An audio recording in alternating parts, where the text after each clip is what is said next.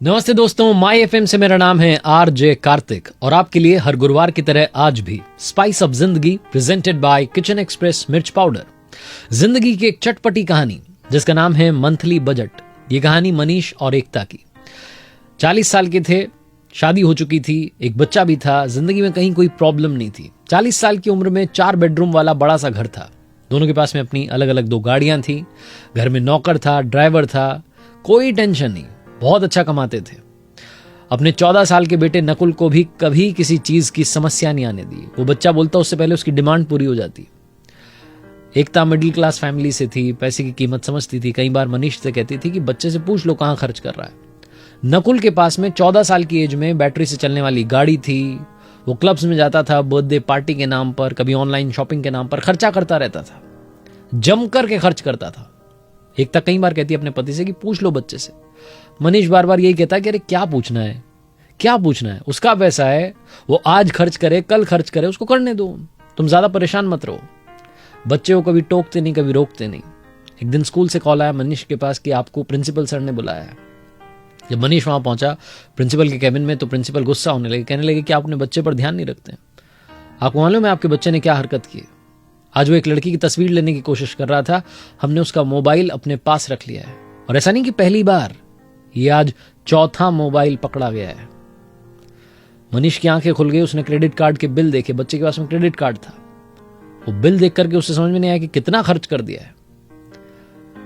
वो उदास था। एक तो बच्चे ने ऐसी हरकत की थी। घर पहुंचा, वाइफ को बताया। दोनों पति पत्नी ने शाम में डिसाइड किया कि कुछ सबक सिखाना पड़ेगा अपने बच्चे को। वो जो बच्चा था रूम में जाकर के रोने लग गया, नाराज होने लगा अपने मम्मी पापा पर, बिगड़ चुका था।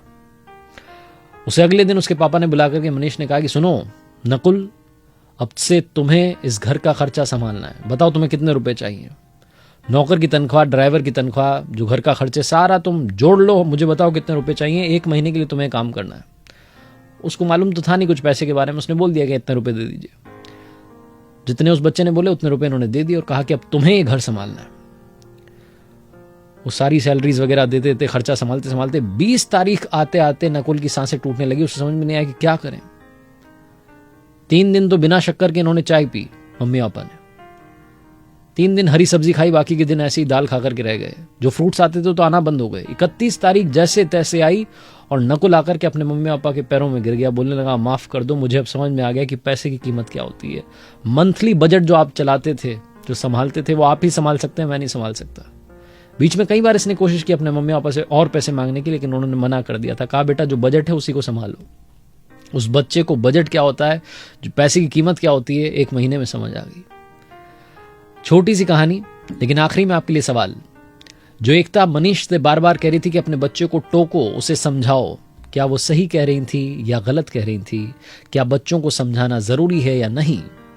या बच्चों की जो हर बात है उसको मान लेना सही है? आपकी इस पर क्या राय है? कमेंट बॉक्स में जरूर बताइएगा। आप जीतेंगे किचन एक्सप्रेस की तरफ से एक शानदार गिफ्ट हैम्पर। देखते रहिए मेरे साथ हर गुरुवार स्पाइस अप जिंदगी में, एक जिंदगी की चटपटी कहानी हर गुरुवार को, प्रेजेंटेड बाय किचन एक्सप्रेस मिर्च पाउडर। और सुनते रहिए माई एफएम। चलो आज कुछ अच्छा सुनते हैं। स्पाइस